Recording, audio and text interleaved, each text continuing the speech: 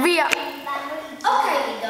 C'era una volta un re che governava un regno pieno di uomini onesti che pagavano 1000 yen al giorno.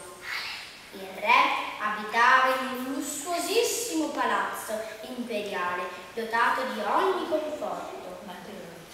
Tuttavia, gli bastava tutto il suo che aveva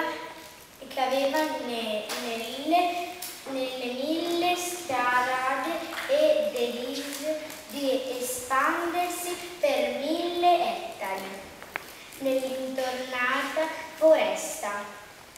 Caro stante, ma gli architetti del regno che lavoravano nella foresta fosse abitato da un gruppo di panda molto simpatici, ma non disposti a sottostare ai capricci di uno stupido uomo ignorante.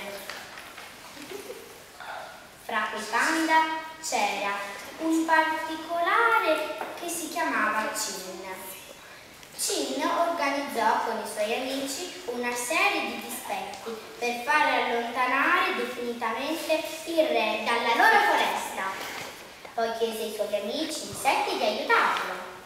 Mentre gli operai cominciarono a costruire la dépensée estiva del re, i ragni si organizzavano perché la notte sarebbe stata impegnativa. Quella sera, infatti, gli insetti sulle spalle dei panda iniziarono a fare ragnatele e insolletti fra gli operai. Il giorno dopo, il re si accorse che la sua dépensée era stata occupata. Il re, terrorizzato, dunse ragnatele, pensò che la foresta fosse stregata. Allora decise di abbandonare la foresta e i panda vissero per sempre felici e contenti con i loro amici